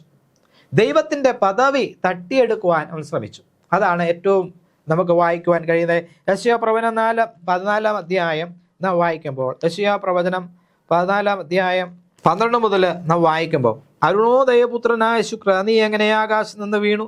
ജാതികളെ താഴ്ത്തിക്കളഞ്ഞവനെ, നീ എങ്ങനെ വെട്ടേറ്റു നിലത്ത് വീണു? ഞാൻ സ്വർഗത്തിൽ കയറും, എൻ്റെ സിംഹാസനം ദൈവത്തിൻ്റെ നക്ഷത്രങ്ങൾക്ക് മീതെ വയ്ക്കും. ഉത്തരദിക്കിൻ്റെ അതിർത്തിയിൽ സമാഗമ പർവ്വതത്തിന്മേൽ ഞാൻ ഇരുന്നരുളും. ഞാൻ മേഘോന്നതങ്ങൾക്ക് മീതെ കയറും. ഞാൻ അത്യുന്നതനോട് സമനാകും എന്നല്ലോ നീ ഹൃദയത്തിൽ പറഞ്ഞത്. അവിടെ പൈശാചികന്റെ ഹൃദയത്തിൽ ഉയർന്നു വന്നത് ദൈവത്തിനുള്ളതായ സ്തുതികളെ, ദൈവത്തിനുള്ളതായ ആരാധനകളെ അപഹരിക്കുക എന്നതാണ് നമുക്കിവിടെ കാണുവാൻ കഴിയുന്നത്. ഇന്നും നമുക്ക് കാണുവാൻ കഴിയുന്നത് അവൻ അനേക ജനങ്ങളെ വഞ്ചിച്ച് ദൈവത്തിന് കൊടുക്കേണ്ടതായ ആരാധന അവൻ സ്വീകരിച്ചു കൊണ്ടിരിക്കുകയാണ്. ഇന്ന് ലോകത്തിൽ കാണുന്നത് നമ്മൾ അതാണ് കാണുന്നത്. കാരണം ഏകസത്യ ദൈവമായ ജീവനുള്ള ദൈവത്തെ സേവിക്കുന്ന പകരം വിഗ്രഹങ്ങളും പലവിധമായിട്ടുള്ളതായ ദേവന്മാരും മനുഷ്യ ദൈവങ്ങളെയും മനുഷ്യൻ സേവിച്ചു കൊണ്ടിരിക്കുകയാണ്. അതിന് കാരണം എന്തെന്ന് പറഞ്ഞാൽ അതിൽ പിന്നിൽ പ്രവർത്തിക്കുന്നത് ഈ ലൂസിഫറാണ്, പൈശാചികനാണ്. അത് നമുക്ക് കാണുവാൻ കഴിയും. നമുക്ക് ജീവനുള്ള ഒരു ദൈവം മാത്രമേ ഉള്ളൂ. അഖിലാണ്ടത്തെ നിർമ്മിച്ച ദൈവം, യഹോവയായ ദൈവം. യഹോവയായ ദൈവം എന്ന് പറയുന്നത് ഞാൻ തന്നെ ദൈവം എന്ന അർത്ഥത്തിലാണ്. ഞാനാകുന്നവൻ ഞാനാകുന്നു എന്ന അർത്ഥത്തിലാണ്. വേറൊരു ദൈവവുമില്ല. ദൈവം ഒന്നേ ഉള്ളൂ എന്ന വിശുദ്ധ ഗ്രന്ഥം നമ്മെ പഠിപ്പിക്കുന്നു. അപ്പൊ ഇവിടെ ആ ദൈവത്തിനുള്ളതായ ആരാധന തട്ടിയെടുക്കണം, സകലരും എന്നെ ആരാധിക്കണം എന്നുള്ള ചിന്തയിൽ ദൈവത്തിന് സമാനമായി ദൈവത്തിൻ്റെ സിംഹാസനത്തിന് മീതെ തൻ്റെ സിംഹാസനം വെക്കണം എന്നുള്ളതായ ചിന്തയായിരുന്നു ലൂസിഫറിന്. അതാണ് ലൂസിഫറിൻ്റെ വീഴ്ചയ്ക്ക് കാരണം. അങ്ങനെയാണ് സ്വർഗത്തിൽ യുദ്ധമുണ്ടായത്. അവന് ദൈവത്തെക്കുറിച്ച് അപവാദം പറഞ്ഞു വരുത്തുവാൻ, നുണ പറഞ്ഞു വരുത്തുവാൻ, അസത്യം പറഞ്ഞു വരുത്തുവാൻ തക്കവണ്ണം അവൻ മുതിർന്നു. അങ്ങനെ സ്വർഗത്തിലുള്ള 1/3 ദൂതന്മാരുമായിട്ട് അവരെ വശീകരിച്ച് ദൈവവുമായിട്ട് യുദ്ധം ചെയ്തു. അതാണ് നമ്മൾ വെളിപ്പാട് പുസ്തകം 12 അധ്യായം 7 മുതൽ 9 വരെ നാം വായിക്കുമ്പോൾ അവിടെ കാണുവാൻ കഴിയുന്നത്. അവിടെ പറയുന്ന മുമ്പ് ഞാൻ വായിച്ചിരുന്നു, നമുക്കൊന്നുകൂടെ അത് വായിക്കാം. ആ ഭാഗം വളരെ വ്യക്തമായിട്ട് പറയുകയാണ്. പിന്നെ സ്വർഗത്തിൽ യുദ്ധമുണ്ടായി. മീഖായേലും അവൻ്റെ ദൂതന്മാരും മഹാസർപ്പത്തോട് പടവെട്ടി. തൻ്റെ ദൂതന്മാരുമായി മഹാസർപ്പം പടവെട്ടി ജയിച്ചില്ല താനും. സ്വർഗത്തിൽ അവളുടെ സ്ഥലം പിന്നെ കണ്ടതുമില്ല. ഭൂതലത്തെ മുഴുവൻ തെറ്റിച്ചു കളയുന്ന പിശാചും സാത്താനും എന്ന മഹാസർപ്പമായ പഴയ പാമ്പിനെ ഭൂമിയിലേക്ക് തള്ളിക്കളഞ്ഞു. അവൻ്റെ ദൂതന്മാരെയും അവനോട് കൂടെ തള്ളിക്കളഞ്ഞു എന്ന് നമുക്കവിടെ കാണുവാൻ കഴിയും. ആരാണ് ഈ മീഖായേൽ? ദാനിയേൽ പ്രവചനം 12 അധ്യായം അവിടെ പറയുന്നത് 1-ാം വാക്യം, അക്കാലത്ത് നിന്റെ സ്വജാതിക്കാർക്ക് തുണ നിൽക്കുന്ന മഹാപ്രഭുവായ മീഖായേൽ എഴുന്നേൽക്കും. ഒരു ജാതി ഉണ്ടായത് മുതൽ ഈ കാലം വരെ സംഭവിച്ചിട്ടില്ലാത്ത കഷ്ടകാലം അന്നുണ്ടാകും. അന്ന് നിന്റെ ജനം പുസ്തകത്തിൽ എഴുതി കാണുന്ന ഏവനും തന്നെ രക്ഷ പ്രാപിക്കും. നിലത്തിലെ പൊടിയിൽ നിദ്ര കൊള്ളുന്നവരിൽ പലരും ചിലർ നിത്യജീവനായും ചിലർ ലജ്ജയ്ക്കും നിത്യനിന്ദയ്ക്കുമായി ഉണരും. അതായത് മിഖായേൽ എന്ന മഹാപ്രഭുവായ മിഖായേൽ എഴുന്നേൽക്കുമ്പോൾ എന്താ സംഭവിക്കുന്നത്? വളരെ കഷ്ടകാലമുണ്ടാകും. ഇന്ന് വരെ കണ്ടിട്ടില്ലാത്ത കഷ്ടകാലമുണ്ടാകും. അതായത് കർത്താവിൻ്റെ വരവിനെ കുറിച്ചാണ് ഇവിടെ പറയുന്നത്. ഇവിടെ മിഖായേൽ എന്ന് സൂചിപ്പിക്കുന്നത് സർവശക്തനായ ദൈവം. മിഖായേൽ എന്ന വാക്കിനർത്ഥം സർവശക്തനായ ദൈവം എന്നാണ്. അപ്പോൾ ഇവിടെ പറഞ്ഞിരിക്കുന്നത് കർത്താവിൻ്റെ വരവിങ്കിലാണ് മരിച്ചവർ എഴുന്നേൽക്കുന്നത് എന്ന് വ്യക്തമായിട്ട് നമുക്ക് കാണാൻ കഴിയും. യോഹന്നാന്റെ സുവിശേഷം 5-ാം അധ്യായം 27-ാം വാക്യം വായിക്കുമ്പോൾ, 5-ാം അധ്യായം 27-ാം വാക്യം വായിക്കുമ്പോൾ, യോഹന്നാന്റെ സുവിശേഷം 5-ാം അധ്യായം 27-ാം വാക്യം വായിക്കുമ്പോൾ, അവൻ മനുഷ്യപുത്രനാകയാൽ ന്യായവിധി നടത്തുവാൻ അവൻ അധികാരം നൽകിയിരിക്കുന്നു. ഇതിങ്കൽ ആശ്ചര്യപ്പെടരുത്. കല്ലറകളിലുള്ളവരെല്ലാവരും അവൻ്റെ ശബ്ദം കേട്ട് നന്മ ചെയ്തവർ ജീവനായും തിന്മ ചെയ്തവർ ന്യായവിധിക്കായും പുനരുദ്ധാനം ചെയ്യുവാനുള്ള നാഴിക വരുന്നു. അപ്പം നന്മ ചെയ്തവരും തിന്മ ചെയ്തവരും ഉയർത്തെഴുന്നേൽക്കുന്നത് കർത്താവിൻ്റെ വരവിങ്കിലാണ്. അത് ദൈവത്തിൻ്റെ വചനം നമ്മെ പഠിപ്പിക്കുന്നു. കർത്താവ് താൻ ഗംഭീരനാഥത്തോടും പ്രധാന ദൂതന്റെ ശബ്ദത്തോടും ദൈവത്തിന്റെ കാഹളത്തോടും കൂടെ സ്വർഗത്തിൽ നിന്ന് ഇറങ്ങി വരികയും ക്രിസ്തുവിൽ മരിച്ചവർ മുൻപേ ഉയർത്തെഴുന്നേൽക്കുകയും ചെയ്യും. അപ്പോൾ കർത്താവ് വരുമ്പോഴാണ് രണ്ടു കൂട്ടരും ഉയർത്തെഴുന്നേൽക്കുന്നത് എന്ന് നമുക്ക് കാണുക കഴിയും. രണ്ടു കൂട്ടരും ഉയർത്തെഴുന്നേൽക്കുന്നത് അല്ലെങ്കിൽ മീഖായേൽ എഴുന്നേൽക്കുമ്പോഴാണ്. അത് പ്രത്യേകിച്ച് നമുക്ക് വചനം പഠിക്കുമ്പോൾ, അപ്പോൾ മീഖായേൽ ആരാണ് എന്ന് നമ്മൾ പഠിക്കുമ്പോൾ അത് യേശു തന്നെയാണ് എന്ന് നമുക്ക് കാണുവാൻ കഴിയും. ബൈബിളിൽ പലയിടങ്ങളിലും യേശുവിനെ ദൂതന്മാരുടെ ലീഡറായിട്ട്, നേതാവായിട്ട് നമുക്ക് കാണുവാൻ കഴിയും. അത് ബൈബിൾ വായിക്കുമ്പോൾ പഠിക്കുമ്പോൾ നമുക്ക് മനസ്സിലാക്കുവാൻ സാധിക്കുന്ന ഒരു കാര്യമാണ്. അപ്പോൾ സ്വർഗത്തിൽ യുദ്ധമുണ്ടായി മീഖായേലും അവൻ്റെ ദൂതന്മാരും മഹാസർപ്പത്തോട് പടവെട്ടി. മഹാസർപ്പവും അവൻ്റെ ദൂതന്മാരുമായി പടവെട്ടി, പക്ഷെ ജയിച്ചില്ല. അവനെ ഭൂമിയിലേക്ക് തള്ളിക്കളഞ്ഞു എന്ന് നമുക്ക് ദൈവത്തിൻ്റെ വചനം പഠിക്കും. അങ്ങനെയാണ് തിന്മ ലോകത്തിൽ വന്ന് ഭവിച്ചു എന്ന് നമുക്ക് കാണുവാൻ കഴിയും. ആ സാത്താൻ്റെ വാക്കുകൾ കേട്ട് വഞ്ചിതരായി തീർന്നപ്പോൾ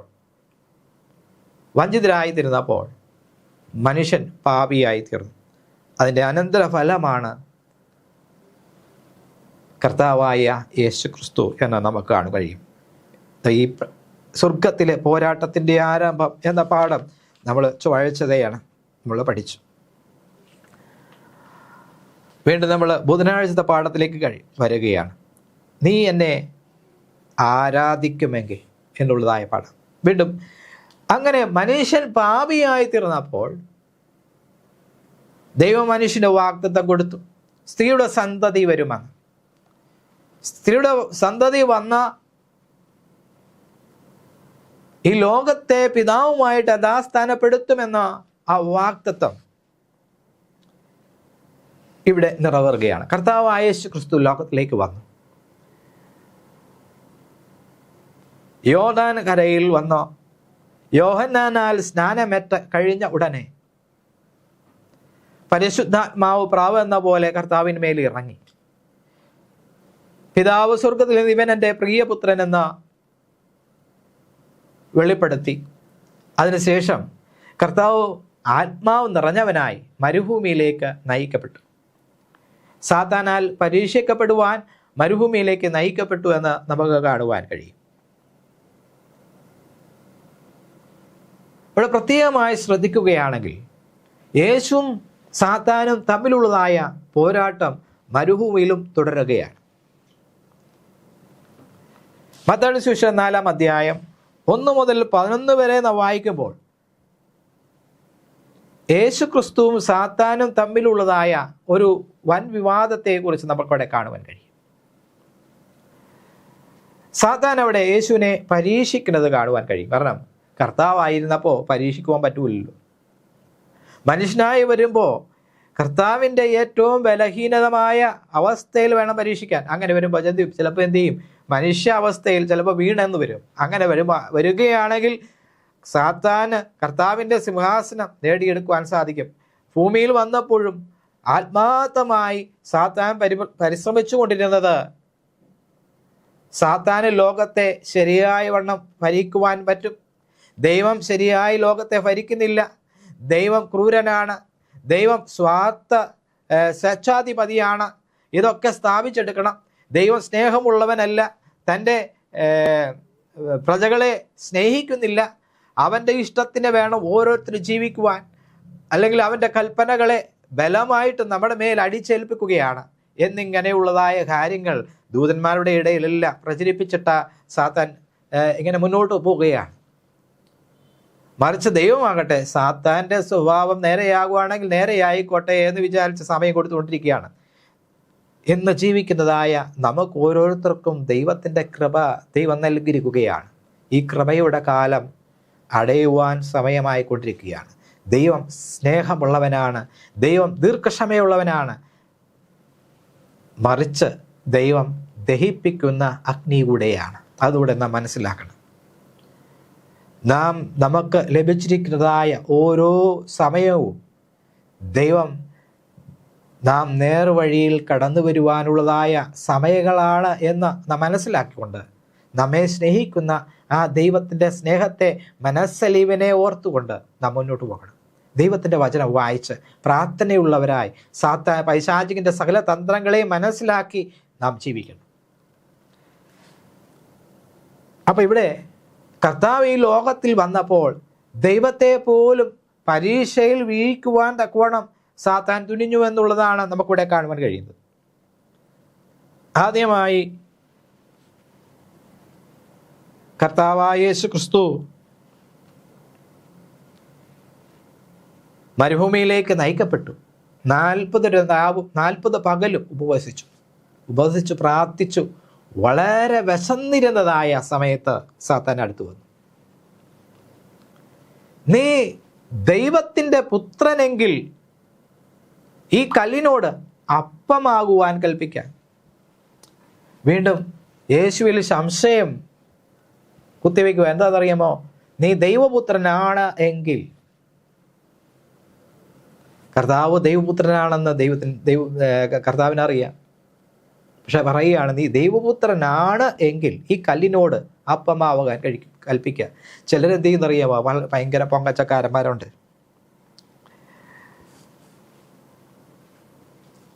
അവരെ ഒന്ന് പൊക്കി വിട്ടാൽ മതി, അമ്മാരെന്ത് ചെയ്യും? നിനക്ക് ചാടാൻ ഭയങ്കരമായിട്ട് കഴിയുമല്ലോ, നീ ഒന്ന് ചാടിക്ക് കാണട്ടെ എന്ന് പറയും. ചിലർ വെല്ലുവിളിക്കുന്നവരുണ്ട്. അപ്പോൾ ഈ വെല്ലുവിളി സ്വീകരിക്കുന്നത് വളരെ സാഹസികമായിട്ടുള്ള പരിപാടികളൊക്കെ കാണിക്കുവാൻ തുനിയും. അങ്ങനെ അപകടത്തിൽപ്പെടുന്നതായ ആൾക്കാരുണ്ട്, വാഹന അപകടത്തിൽപ്പെടുന്നതായ ആൾക്കാരുണ്ട്, ബൈക്കുമായിട്ട് അഭ്യാസം കാണിക്കുന്നവരുണ്ട്. അപ്പോൾ ചിലരൊക്കെ എന്ത് ചെയ്യുന്നു പറയാ, ഇങ്ങനെയുള്ളവരെ പൊക്കി വിടും. അവർ അതുപോലുള്ള അഭ്യാസം കാണിച്ച് അവിടെ തലകുത്തി മറിഞ്ഞു വീഴും. അവർ ആ അഭ്യാസം വീണ് കിടക്കുമ്പോൾ അവർ തിരിഞ്ഞു നോക്കുകയില്ല എന്ന് പറഞ്ഞ പോലെയാണ് ഇവിടുത്തെ സാത്താൻ്റെ പരിപാടി. സാത്താൻ ദൈവത്തോട് പറയുകയാണ്, നീ ദൈവപുത്രനാണ് എങ്കിൽ, ഒരു വെല്ലുവിളിയാണ്, നീ ഈ കല്ലിനോട് അപ്പമാകുവാൻ കൽപ്പിക്കുക. അപ്പോൾ യേശു ക്രിസ്തു പറഞ്ഞു, മനുഷ്യൻ അപ്പം കൊണ്ട് മാത്രമല്ല ദൈവത്തിൻ്റെ വായിൽ നിന്ന് വരുന്നതായ വചനം കൊണ്ടും ജീവിക്കുന്നു എന്ന് എഴുതിയിരിക്കുന്നു. അപ്പോൾ സാത്താൻ്റെ ഓരോ പരീക്ഷയും ദൈവം തിരുവചനം കൊണ്ടാണ് നേരിട്ടത് എന്ന് നമുക്ക് കാണാൻ കഴിയും. രണ്ടാമത്തെ പരീക്ഷയിലേക്ക് നാം കടന്നു വരുമ്പോൾ അവിടെ ദൈവത്തെ ഏറ്റവും ഉയർന്നതായ ഒരു ദേവാലയത്തിന് മുകളിലേക്ക് കൊണ്ടുപോയി എന്ന് നമുക്ക് കാണാൻ കഴിയും. അപ്പോൾ രണ്ടാമത്തെ പരീക്ഷ ദേവാലയത്തിൻ്റെ അഗ്രഹത്തിൽ നിന്ന് താഴോട്ട് ചാടുവാൻ പറഞ്ഞു. മൂന്നാമത്തെ പരീക്ഷ പിശാച് കർത്താവിനെ വിളിച്ചു കൊണ്ടുപോയി ഉയർന്നൊരു മലമേൽ കൂട്ടിക്കൊണ്ടുപോയി ലോകത്തിലുള്ള സകല രാജ്യങ്ങളെയും അവയുടെ മഹത്വത്തെയും കാണിച്ചു. വീണ് എന്നെ ഒന്ന് നമസ്കരിച്ചാൽ ഇതെല്ലാം നിനക്ക് തരാം എന്ന് യേശുവിനോട് പറഞ്ഞു. സത്യത്തിൽ ഇതിൻ്റെ എല്ലാം അവകാശി യേശുവാണ്. ഇത് ദൈവം മനുഷ്യർക്ക് കൊടുത്തു. മനുഷ്യൻ്റെ കയ്യിൽ നിന്ന് സാത്താൻ തട്ടിയെടുത്തു. ആ അവകാശിയുടെ മുമ്പിൽ നിന്നുകൊണ്ടാണ് സാത്താൻ ഇത് പറയുന്നത്. അപ്പം യേശു ഇവിടെ പറയുന്നത്, നിന്റെ ദൈവമായ കർത്താവിനെ മാത്രം നമസ്കരിക്കുക എന്ന് എഴുതിയിരിക്കുന്നു. വീണ്ടും ദൈവത്തിൻ്റെ വചനം കൊണ്ടാണ് സാത്താനെ ദൈവം നേരിടുന്നത് എന്ന് നമുക്ക് കാണുവാൻ കഴിയും. നമ്മുടെ തന്നെ വസ്തു വെച്ചാണ് സാത്താൻ കളിക്കുക. നമുക്ക് അവകാശപ്പെട്ടതായ സ്വത്ത് കൊണ്ട് തന്നെ സാത്താൻ നമ്മോട് കളിക്കും. ഇവിടെ നമുക്ക് കാണുവാൻ കഴിയുന്നത് കർത്താവായ യേശു ക്രിസ്തു വളരെ ക്ഷീണിതനായിരിക്കുന്നതായ അവസ്ഥയിൽ സാത്താൻ ഇവിടെ വന്ന് ഒരുമാതിരിയുള്ള കളി കളിക്കുകയാണ്. ദൈവത്തിന് അവകാശപ്പെട്ടതായ അവകാശം കൊണ്ടാണ് സാത്താൻ കളിക്കുന്നത് എന്ന് പറഞ്ഞതുപോലെയാണ് നമ്മുടെ ഓരോരുത്തരുടെയും അടുത്തിൽ വന്ന് നമുക്ക് വേണ്ടപ്പെട്ടതായ വസ്തു ഉപയോഗിച്ച് സാത്താൻ കളി. നമ്മിൽ ആശയക്കുഴപ്പങ്ങളാണ്. ആദ്യം നമ്മുടെ ദൈവത്തിലുള്ളതായ വിശ്വാസം വേർപെടുത്തുക എന്ന, അല്ലെങ്കിൽ ദൈവവുമായിട്ടുള്ള നമ്മുടെ വിശ്വാസത്തെ കോട്ടം വരുത്തുക എന്ന ചിന്തയിലാണ് സാത്താൻ ആദ്യം പ്രവർത്തിക്കുക. ദൈവവുമായിട്ടുള്ള നമ്മുടെ ബന്ധത്തെ കോട്ടം വരുത്തുന്നതായ രീതിയിൽ ആണ് സാത്താൻ പ്രവർത്തിക്കുന്നത്. അപ്പോൾ ഇത് നമ്മൾ മനസ്സിലാക്കിയാൽ മാത്രമേ നമുക്ക് മുന്നോട്ട് പോകുവാൻ നമുക്ക് സാധിക്കുകയുള്ളൂ. ഓരോരോ പരീക്ഷകൾ നേരിടുമ്പോഴും നമ്മൾ ദൈവത്തെ ഹൃദയപൂർവ്വം ആത്മാർത്ഥമായി വിളിക്കണം. പരീക്ഷയിൽ വീണ്ടു പോകാതിരിക്കാൻ ഉണർന്ന് പ്രാർത്ഥനയുള്ളവരായിരിക്കണം. രാപകൽ പ്രാർത്ഥനയുള്ളവർക്ക് മാത്രമേ ഈ പൈശാചിക ശക്തിയെ നേരിടുവാൻ കഴിയൂ. ഈ വ്യാധി ഒഴിഞ്ഞു പോകണമെങ്കിൽ എന്ത് ചെയ്യും? ഉപവാസത്താലും പ്രാർത്ഥനയാലും അല്ലാതെ ഈ വ്യാധി എന്ത് ചെയ്യില്ല, ഒരു നാളും ഒഴിഞ്ഞു പോവുകയില്ല എന്നാ പറയുന്നത്. അപ്പോൾ നമ്മൾ ദൈവവചനം നല്ലവണ്ണം പഠിച്ച് നിശ്ചയമുള്ളവരായിരിക്കണം, പ്രാർത്ഥനയുള്ളവരായിരിക്കണം. കർത്താവായ യേശു ക്രിസ്തു സാത്താനെ നേരിട്ടത് പ്രാർത്ഥന കൊണ്ടും ദൈവത്തിൻ്റെ വചനം കൊണ്ടുമാണ് എന്ന് നമുക്ക് കാണാൻ കഴിയും. പ്രാർത്ഥനയുടെ നമുക്ക് ശക്തി നേടിയെടുക്കുവാൻ നമുക്ക് സാധിക്കും. പൈശാചിക ബന്ധനങ്ങളെ അഴിക്കുവാൻ നമുക്ക് കഴിയും. ദൈവത്തെ സത്യത്തിലും ആത്മാവിലും നാം സേവിക്കുന്നവരായിരിക്കണം. അങ്ങനെയെങ്കിൽ സകല ബന്ധനങ്ങളും കെട്ടുകളും അഴിഞ്ഞു മാറും. പ്രാർത്ഥനയുള്ളവരായി നാം ജീവിക്കുമ്പോൾ സകലവിധമായ പ്രതിസന്ധി ഘട്ടങ്ങളെ തരണം ചെയ്യുവാൻ നമുക്ക് കഴിയും. അങ്ങനെ പ്രാർത്ഥനയുള്ളവരായി നമുക്ക് ജീവിക്കണം.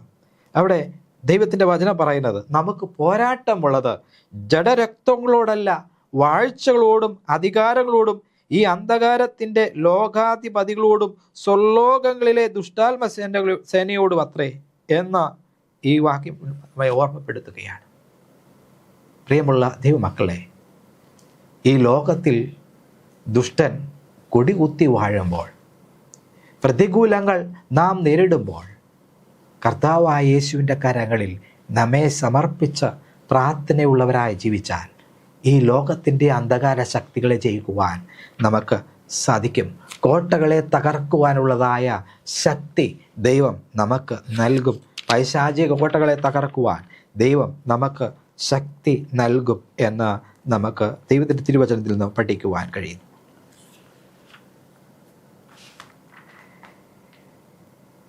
ദുഷ്ടത ആദ്യം ഉത്ഭവിച്ചപ്പോൾ ദൈവത്തിന് തൽക്ഷണം ആ ദുഷ്ടതയെ അമർച്ച ചെയ്യുവാൻ സാധിക്കുമായിരുന്നു. ഈ പ്രാപഞ്ചിക പോരാട്ടത്തിൻ്റെ ചില ഭാഗങ്ങൾ മനസ്സിലാക്കിയാൽ ഇത് അധികാരത്തിന് മാത്രമുള്ളതായ ഒരു പോരാട്ടമായിരുന്നില്ല. അങ്ങനെയായിരുന്നെങ്കിൽ ദൈവത്തിന് അത് അന്ന് തന്നെ അത് തീർത്ത് കളയാമായിരുന്നു. മറിച്ച് സാത്താൻ വേറെ കുറെ വാദമുഖങ്ങൾ ഉന്നയിച്ചത് കൊണ്ടാണ് ദൈവം സാത്താനെ ആ സമയത്ത് നശിപ്പിച്ചു കളയാഞ്ഞത്. കാരണം ദൈവം സ്നേഹമുള്ളവനല്ല എന്ന് ദൂതന്മാരുടെ ഇടയിൽ പറഞ്ഞു. അങ്ങനെ സ്വർഗ്ഗ ദൂതന്മാരെ വശിച്ചു. ആ സമയത്ത് സാത്താനെ നശിപ്പിച്ചിരുന്നെങ്കിൽ സാത്താൻ്റെ വശീകരിച്ചതായ ദൂതന്മാർ ദൈവം സാത്താൻ പറഞ്ഞതുപോലെയാണ് എന്ന് വിശ്വസിച്ചേനെ. സ്വർഗ്ഗത്തിലെ ദൂതന്മാർ ഭയന്ന് ദൈവത്തെ ആരാധിച്ചേനെ. ദൈവം അത് ഇഷ്ടപ്പെടുന്നില്ല. ദൈവം സ്നേഹമാകുന്നു. ദൈവം സ്നേഹമാകുന്നു, ദൈവം സ്വേച്ഛാധിപതിയല്ല. അങ്ങനെയുള്ളതായ കാര്യങ്ങൾ സ്ഥാപിച്ചെടുക്കണമെങ്കിൽ ഈ ദുഷ്ടതയുടെ പൂർത്തീകരണത്തിൽ അത് എത്തണമായിരുന്നു. അതുകൊണ്ട് ദൈവം ദുഷ്ടതയെ അനുവദിച്ചു. നമ്മൾ മുമ്പേ പഠിച്ചു, കളയോടുകൂടെ ഗോതമ്പും കൂടെ അല്ലെങ്കിൽ കളയോടുകൂടെ ഗോതമ്പ്, അല്ലെങ്കിൽ കള നീക്കുമ്പോൾ ഗോതമ്പും പണിയും കൂടെ എന്ത് ചെയ്യും? അതിൻ്റെ കൂടെ നഷ്ടപ്പെട്ടു പോകും. അതുകൊണ്ടാണ് ദൈവം ദുഷ്ടത വളരുവാൻ അനുവദിച്ചത്. അതൊന്നിച്ച് വളർന്നു കഴിയുമ്പോൾ എന്ത് ചെയ്യും? കൊയ്ത്ത് കാലമാകുമ്പോൾ എല്ലാത്തിനെയും കൂടെ പിഴുതെടുക്കാം. അപ്പോൾ കൊയ്ത്ത് കാലമാകുമ്പോൾ ഇത് വേറിട്ട് നമുക്ക് മാറ്റിയെടുക്കാം. അതിൻ്റെ ശരിയായിട്ടുള്ള രൂപം അന്നേരം മനസ്സിലാക്കുവാൻ കഴിയും. ദുഷ്ടതയുടെ ശരിയായിട്ടുള്ള വാദമുഖം എല്ലാവർക്കും ഗ്രഹിക്കുവാൻ കഴിയും. സകല മാനവർക്കും അതിൻ്റെ പരിണത ഫലം കാണുവാൻ കഴിയും. ചിലർക്കത് അനുഭവിക്കുവാൻ കഴിയും.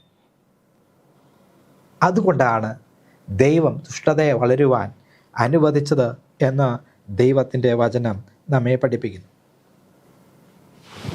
പാപം ഉത്ഭവിച്ചപ്പോൾ നീതിയും സത്യവും മാത്രമേ ദൈവത്തിന് ചെയ്യുവാൻ കഴിഞ്ഞു. ദൈവത്തിന് കഴിയാത്ത വഞ്ചനയും മുഖസ്തുതിയും ചെയ്യുവാൻ സാത്താന് കഴിയും. ദൈവദൂതന്മാരുടെ മുമ്പാകെ ദൈവവചനത്തെ തെറ്റായി അവതരിപ്പിക്കുവാൻ തക്കവണ്ണം സാത്താന് കഴിഞ്ഞു. ദൈവത്തിൻ്റെ ഭരണപദ്ധതികളെ ദുർവ്യാഖ്യാനം ചെയ്യുവാൻ സാത്താന് കഴിഞ്ഞു. അപ്പോൾ ദൈവത്തിൻ്റെ സത്യത്തെ അത് അസത്യമാണ് എന്നും ദൈവത്തിൻ്റെ നിയമം നമ്മുടെ മേൽ അടിച്ചേൽപ്പിച്ചിട്ട് ദൈവം ഉയരുവാൻ ശ്രമിക്കുന്നുവെന്നും സാത്താൻ ദൂതന്മാരുടെ ഇടയിൽ പറഞ്ഞു വരുത്തി. ഈ ഒരു കാര്യങ്ങളൊക്കെ തെറ്റാണ്, ദൈവം അത് ഉദ്ദേശിച്ചിട്ടില്ല എന്ന് സ്ഥാപിച്ചെടുക്കുവാൻ തക്കവണ്ണം ദൈവം ആഗ്രഹിച്ചു. അതുകൊണ്ട് ദൈവം സാത്താന് സമയം കൊടുത്തു എന്ന് നമുക്ക് കാണുവാൻ കഴിയും. യോഹന്നാന്റെ സുവിശേഷം 8-ാം അധ്യായം 44-ാം വാക്യം വായിക്കുമ്പോൾ അവിടെ നിങ്ങൾ പിശാചെന്ന പിതാവിൻ്റെ മക്കൾ, നിങ്ങളുടെ പിതാവിൻ്റെ മോഹങ്ങളെ ചെയ്യുവാൻ ഇച്ഛിക്കുന്നു. അവൻ ആദ്യം മുതൽ കൊലപാതകനായിരുന്നു. അവനിൽ സത്യമില്ലായകൊണ്ട് സത്യത്തിൽ നിലനിൽക്കുന്നുമില്ല. അവൻ ഫോഷ്ക് പറയുമ്പോൾ സ്വന്തത്തിൽ നിന്ന് എടുത്തു പറയുന്നു. അവൻ ഫോഷ്ക് പറയുന്നവനും അതിൻ്റെ അപ്പനുമാകും. അപ്പോൾ ഇവിടെ സ്വർഗത്തിലെ യുദ്ധത്തിന് കാരണം തന്നെ ഫോഷ്കാണ്. അസത്യം അവൻ പുലമ്പിയത് കൊണ്ടാണ്, ദൈവത്തിൻ്റെ ദൂതന്മാരുടെ ഇടയിൽ അസത്യം പ്രചരിപ്പിച്ചത് കൊണ്ടാണ് പാപം അല്ലെങ്കിൽ സ്വർഗത്തിൽ യുദ്ധമുണ്ടായതെന്ന് നമുക്ക് കാണാൻ കഴിയും. അതുപോലെ ഭൂമിയിൽ പാപം ഉത്ഭവിച്ചത് മനുഷ്യരുടെ ഇടയിൽ ദൈവം ഫോഷ്ക് പറഞ്ഞുവെന്ന് സ്ഥാപിച്ചെടുത്തുകൊണ്ടാണ്. അപ്പം ഇവിടെ അതുകൊണ്ട് തന്നെ ദൈവം പറയുന്നത് ഇവൻ ഫോഷ്ക് പറയുന്നവൻ അതിൻ്റെ പിതാവാണ് എന്ന് വ്യക്തമായിട്ട് ദൈവത്തിൻ്റെ വചനം നമ്മെ പഠിപ്പിക്കുന്നു. ദൈവത്തിൻ്റെ വചനം പഠിക്കുമ്പോൾ ദൈവം അവസാനമായിട്ട് ഈ ദുഷ്ടതയെ ഇല്ലാതെയാക്കും എന്ന ദൈവത്തിൻ്റെ വചനം നമ്മെ പഠിപ്പിക്കുന്നു. പിശാച് എന്ന പദത്തിൻ്റെ അർത്ഥം അപവാദി എന്നാണ്. ദൈവത്തിൻ്റെ വചനം പറയുന്ന പിശാചിനെ അപവാദിയായിട്ടാണ് ദൈവത്തിൻ്റെ വചനം നമ്മെ പഠിപ്പിക്കുന്നത്. അപ്പോൾ നമ്മെക്കുറിച്ച് ദൈവത്തിൻ്റെ സന്നിധിയിൽ അപവാദം പറയുന്നവൻ പൈശാചികനാണ് എന്ന് നമുക്ക് കാണാൻ കഴിയും. അപ്പോൾ പിശാചിൻ്റെ പേരുകൾ പഴയ പാമ്പ്, അപവാദി എന്ന ഉള്ള പദങ്ങളൊക്കെ പൈശാചികനെ കുറിച്ച് പറയുന്നു. നമ്മളെക്കുറിച്ച് അപവാദം പറയുന്നത് ലൂസി അല്ലെങ്കിൽ പൈശാചികൻ അല്ലെങ്കിൽ പിശാചാണ് എന്ന ദൈവത്തിൻ്റെ വചനം നമ്മെ പഠിപ്പിക്കുന്നു. അതുകൊണ്ട് നാം പിശാചിനോട് എതിർത്ത് നിൽക്കുന്നവരായിരിക്കണം. ദൈവത്തിൻ്റെ വചനം പഠിച്ച്, മാറ്റമില്ലാത്ത വചനം പഠിച്ച് പ്രാർത്ഥനയുള്ളവരായി നാം ജീവിക്കണം എന്ന ദൈവത്തിൻ്റെ വചനം നമ്മെ പഠിപ്പിക്കുന്നു. വെള്ളിയാഴ്ചത്തെ ഭാഗം നമ്മെ പഠിപ്പിക്കുന്നത് പാപത്തിൻ്റെ പ്രവേശത്തിന് ദൈവം യാതൊരു വിധത്തിലും ഉത്തരവാദിയല്ലെന്നും ദൈവകൃപ അനിയന്ത്രിതമായി പിൻവലിക്കപ്പെട്ടിട്ടില്ലെന്നും ദൈവിക ഭരണത്തിൽ ഒരു ന്യൂനതയും ഇല്ലെന്നുമുള്ളതിനാൽ മത്സരം ഉണ്ടാകേണ്ട കാര്യമില്ലായിരുന്നുവെന്നും തിരുവചനം വ്യക്തമായി പഠിപ്പിക്കുന്നു. പാപം ഒരു നുഴഞ്ഞു കയറ്റക്കാരനാണ്. അതിൻ്റെ ആവിർഭാവത്തിന് ഒരു കാരണവും നൽകാനുമില്ല. അത് അകാരണമായ ഒരു മർമ്മമാണ്. അത് ക്ഷമിക്കുന്നത് അതിനെ ന്യായീകരിക്കലാണ്. സാത്താനെ ഉടനടി നശിപ്പിച്ചിരുന്നെങ്കിൽ അവർ ദൈവത്തെ സ്നേഹത്തിന് പകരം ഭയം മൂലം സേവിക്കുമായിരുന്നു. വഞ്ചകന്റെ പ്രേരണാശക്തി നശിപ്പിക്കുവാനും മത്സരത്തിൻ്റെ ആത്മാവിനെ പരിപൂർണമായി നീക്കം ചെയ്യുവാനും സാധിക്കുകയില്ലായിരുന്നു. തിന്മ അതിൻ്റെ പൂർണ്ണ വളർച്ച പ്രാപിക്കുവാൻ അനുവദിക്കണം. പ്രപഞ്ചത്തിൻ്റെ നിത്യമായ നന്മയ്ക്ക് സാത്താൻ അവൻ്റെ തത്വങ്ങൾ വികസിപ്പിച്ച് ദൈവത്തിൻ്റെ ഭരണകൂടത്തിനെതിരെ ഉന്നയിക്കുന്ന ആരോപണങ്ങളെ അതിൻ്റെ യഥാർത്ഥ വെളിച്ചത്തിൽ സർവ്വ സൃഷ്ടികളും കാണുകയും ദൈവത്തിൻ്റെ നീതിയും കരുണയും ദൈവകൽപ്പനയുടെ സുസ്ഥിരതയും എന്നേക്കും ചോദ്യം ചെയ്യപ്പെടാതിരിക്കുകയും വേണം. അപ്പോൾ പാപത്തിൻ്റെ ഉത്ഭവം എങ്ങനെയായിരുന്നുവെന്നും എന്തുകൊണ്ടാണ് തിന്മ ലോകത്തിൽ ഇന്നും നിലനിൽക്കുന്നതെന്നും ഇതെപ്പോൾ അവസാനിക്കുമെന്നും നാം പഠിച്ചു. അതുകൊണ്ട് ഇതിനെ എങ്ങനെ നമുക്ക് എതിരിടാൻ പറ്റും എന്ന് നാം പഠിച്ചു. ദൈവത്തിൻ്റെ വചനം നാം പഠിച്ച് പ്രാർത്ഥനയുള്ളവരായി ജീവിച്ചില്ല എങ്കിൽ സാത്താൻ്റെ പരീക്ഷയിൽ നാം വീണുപോകും. അതുകൊണ്ട് ഇടവിടാതെ പ്രാർത്ഥിക്കുന്നവരായി നാം ഇരിക്കണം. പരസ്പരം അന്യോന്യം നാം പ്രാർത്ഥിക്കുന്നവരായിരിക്കണം. അങ്ങനെയെങ്കിൽ ദൈവം നമ്മെ ദൈവമൊരുക്കുന്നതായ ആ രാജ്യത്തിന് വേണ്ടി നമുക്ക് ഓഹരിക്കാരായി തീരുവാൻ തക്കവണ്ണം ദൈവം നമ്മെ ശക്തീകരിക്കും. ദൈവത്തിൻ്റെ കരങ്ങളിൽ നമ്മെ തന്നെ സമർപ്പിക്കാം. ദൈവത്തിൻ്റെ കരങ്ങളിൽ നമുക്ക് സമർപ്പിക്കാം. ദൈവം നമ്മെ ഓരോരുത്തരെയും അനുഗ്രഹിക്കുമാറാകട്ടെ. നമുക്ക് പ്രാർത്ഥിക്കാം. ഞങ്ങളെ സ്നേഹിക്കുകയും പരിപാലിക്കുകയും ചെയ്യുന്ന സ്വർഗീയ പിതാവേ, പൈശാചികൻ്റെ സകല തന്ത്രങ്ങളെയും ചെയ്യിപ്പാൻ അടിയങ്ങൾക്ക് ശക്തി നൽകണം പ്രാർത്ഥിക്കുന്നു. പാപം ലോകത്തിൽ ഉത്ഭവിച്ചപ്പോൾ ദൈവം അതിനുള്ളതായ മാർഗങ്ങളെ മാനവരാശിയുടെ രക്ഷയ്ക്കായി നൽകി. അത് ഞങ്ങൾ പൂർണ്ണമായി സ്വീകരിച്ച രക്ഷയുടെ പദവിയിൽ കടന്നു വന്ന് അങ്ങ് ഒരുക്കുന്നതായ ആ രാജ്യത്തിന് ഓഹരിക്കാരായി തീരുവാൻ, അങ്ങയിൽ പൂർണ്ണമായി വിശ്വാസമുള്ളവരായ ജീവിതം നയിക്കുവാൻ അടിയങ്ങളെ അവിടെ ശക്തീകരിക്കണമേ എന്ന് പ്രാർത്ഥിക്കുന്നു. പൈശാചികൻ്റെ പരീക്ഷയിൽ അകപ്പെടാതെ ഉണർന്ന് പ്രാർത്ഥിക്കുവാൻ തക്കവണ്ണം അവിടുന്ന് അടിയങ്ങൾക്ക് പ്രാർത്ഥിപ്പാനുള്ള വരം നൽകണമേ എന്ന് പ്രാർത്ഥിക്കുന്നു. അങ്ങയുടെ പരിശുദ്ധാത്മാവിനാൽ ഞങ്ങളെ ഓരോരുത്തരെയും ശക്തീകരിക്കണമേ എന്ന് പ്രാർത്ഥിക്കുന്നു. കർത്താവെ, ഇന്ന് പാഠപഠനത്തിൽ കടന്നു വന്ന എല്ലാ ദൈവമക്കളെയും അനുഗ്രഹിക്കണം. അങ്ങയുടെ ആത്മാവിൻ്റെ നിറവ് നൽകണം. അങ്ങയിൽ മാത്രം ആശ്രയിച്ചു ജീവിപ്പാൻ, പ്രത്യാശയുള്ളവരായി ജീവിപ്പാൻ, അങ്ങയുടെ സ്നേഹത്തെ രുചിച്ചറിഞ്ഞവരായി ജീവിപ്പാൻ അടിയങ്ങളെ സഹായിക്കണം. അടിയങ്ങളുടെ കുറവശങ്ങളെ പാവങ്ങളെ ക്ഷമിക്കണം. മാനവും മഹത്വവും തിരുമിനിയെടുക്കണം. യേശു മൂലം താഴ്മയായി ചോദിക്കുന്നു, കൃപയോടെ കേൾക്കണം. പരിശുദ്ധ പിതാവേ, ആമേൻ. ദൈവം നമ്മെല്ലാവരെയും അനുഗ്രഹിക്കുമാറാകട്ടെ. ആമേൻ.